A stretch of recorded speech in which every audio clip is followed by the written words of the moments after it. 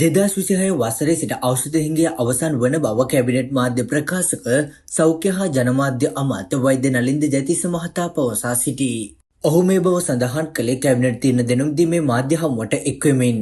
තම ආණ්ඩුව කළ දේවල් ප්‍රතිඵල ලබන වසරේ පැමිණෙන බව අමාත්‍යවරයා පවසා සිටී.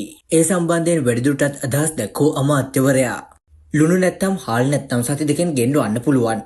ඖෂධ හිඟයක් આવොත් අප වෙනුවෙන් කොහෙවත් නිෂ්පාදනය කර නැහැ. අපි ඒ රටට එනවම දුන්නට පස්සේ තමයි නිෂ්පාදනය වෙන්නේ. ටෙන්ඩර් කරලා ඒක දින 42කින් අවසන් කරලා ඖෂධයක් එන්න සාමාන්‍යයෙන් මාස 9ක් යනවා. මේ අවුරුද්දේ එන ඖෂධ කියන්නේ ගිය අවුරුද්දේ ටෙන්ඩර් කරපුවා. ඒව ගිය අවුරුද්දේ කරලා නැහැ. ඒකට මුහුණ දෙන්න වෙලා තියෙන්නේ අපට. අපි සියලුම එනවම් අරන් SPC එකට ජනවාරි අගවෙද්දි බාර දුන්නා. පෙබරවාරි සිට රාජ්‍ය ඖෂධ සංස්ථාව ටෙන්ඩර් කරන පටන් අරන් 268ක් ඉවර කරලා තියෙනවා.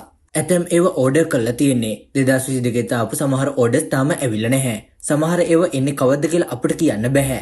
මේ මාස 6-7 අපි කරමින් ඉන්නේ දේශීය නිෂ්පාදකයන් සමග සාකච්ඡා කරමින් නිෂ්පාදනය වැඩි කර ගන්න බලනවා. ඇතැම් රටවල් සමග පරිත්‍යාග විදියට ගන්න බලනවා. හැබැයි ඒවා සීමිතයි. අපේ මධ්‍යම බෙහෙත් ගබඩාවේ බෆර් ස්ටොක් එකක් නැහැ. ඒක තමයි මේ කරන්න හදන්නේ. ඒක කරන්න වෙන්නේ රජයන් අතර.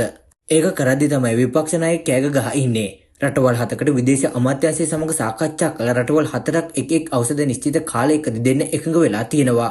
එහි අවසන් කැබිනට් පත්‍රිකාව එන්න නියමිතයි. අපි දාපු ඕඩර්ස් අනුව සැප්තැම්බර් වල සිට ඖෂධ එවි. සෞඛ්‍ය නියෝජ්‍ය ඇමති හිටියට හිටපු සජිත් ප්‍රේමදාස මේව නොදන්නව නෙවෙයි.